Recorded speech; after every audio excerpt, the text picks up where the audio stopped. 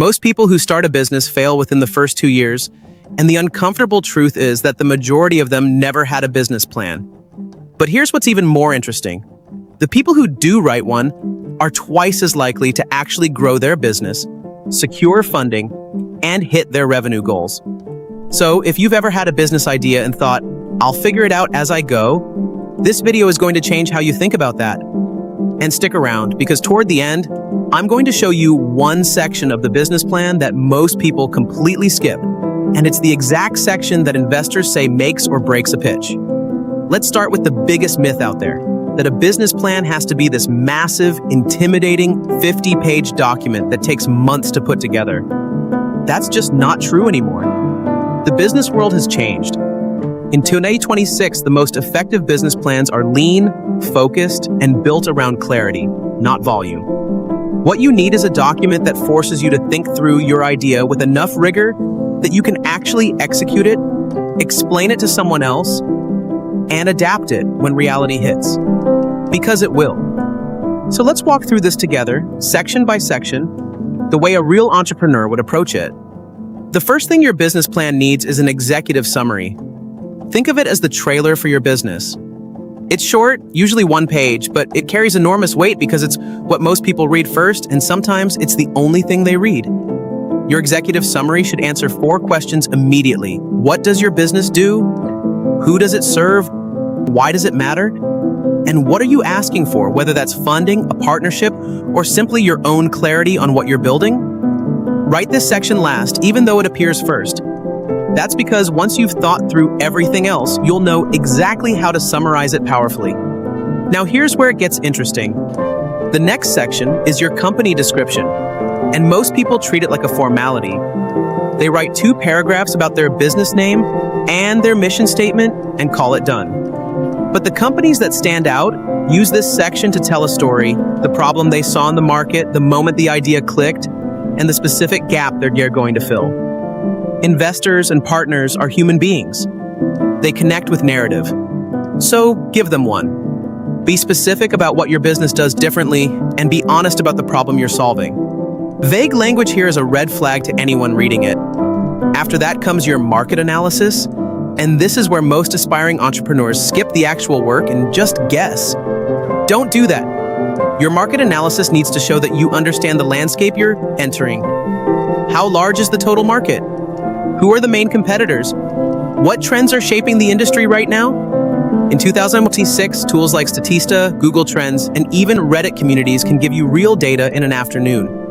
What you want to demonstrate here is that there is a real, proven demand for what you're offering, that the market is either growing or underserved, and that you understand exactly where your business fits within it. The more specific you are, the more credible you become. The global wellness industry is worth $2 trillion, is far less impressive than, in the US alone, consumer spending on personalized nutrition apps grew by 34% last year, and the under 35 demographic currently has no dominant, low-cost provider. See the difference? One sounds like filler, the other sounds like homework. Now we're getting into the section that trips up a lot of first-time founders, the organization and management section. This is where you lay out who runs the business and how. If you're a solo founder, this still matters. Spell out your role, your relevant experience, and any advisors or collaborators you're bringing in. If you have a team, include brief bios that connect each person's background to the specific role they're filling. What investors and partners are really evaluating here is execution risk. They want to know, does this team have the skills and the experience to actually pull this off? So don't be modest, but don't overinflate either. Be direct about what you bring to the table and where you plan to fill any gaps. Right about here is where things start to get really practical, your products and services section. Describe exactly what you're selling, how it works, and what makes it valuable to your customer. Focus on benefits, not just features. Your customer doesn't care that your app has an AI-powered recommendation engine. They care that it saves them 2 hours a week and helps them make better decisions. Frame everything through the lens of the person buying it. And if you have proprietary technology, a unique process, or intellectual property, this is the place to mention it. That's what creates a defensible advantage. Here's the section that determines whether your business actually makes money. Your marketing and sales strategy. This is where you answer the question every founder needs to be able to answer clearly. How are you actually going to get customers? Break it down into two parts. First, your marketing strategy. How will people discover you? That includes your brand positioning, your channels, whether that's social media, search, partnerships, or paid advertising, and the message you're leading with. Second, your sales strategy. How do you convert interest into revenue? What's your pricing model? What does the customer journey look like from first touchpoint to purchase? In 2026, the businesses winning in crowded markets are the ones who have figured out one distribution channel and gone deep on it before trying to scale everywhere at once. Your plan doesn't need to cover every channel. It needs to cover the right one.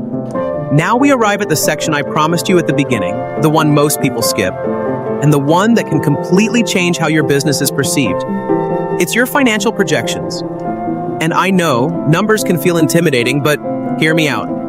You don't need to be an accountant to do this well. What you need is a realistic picture of three things: your revenue model, your cost structure, and your path to profitability.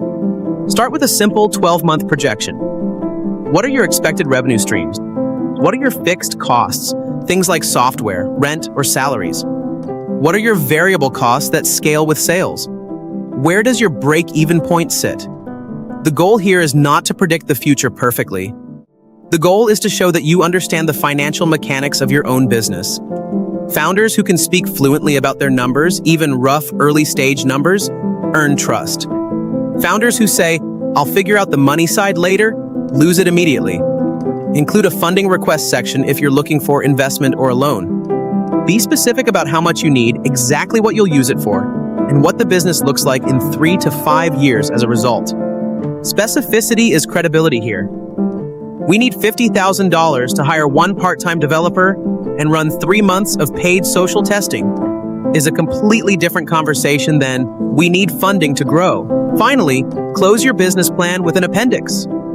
This is your supporting material: market research data, product mock-ups, letters of intent, legal documents, team resumes, or any research that backs up the claims in your plan.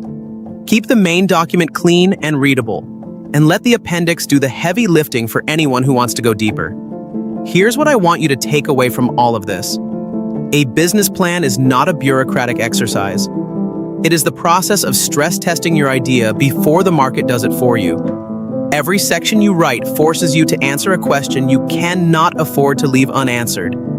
And the entrepreneurs who do this work early, who sit down and think through their customer, their numbers, their competition, and their strategy, are the ones who show up on day one with real momentum instead of blind hope. The perfect time to write your business plan is not when everything is figured out. It's right now, with what you know today. It starts to get messy. Get the thinking on paper. Refine it as you learn. A rough plan you actually have beats a perfect plan you never wrote.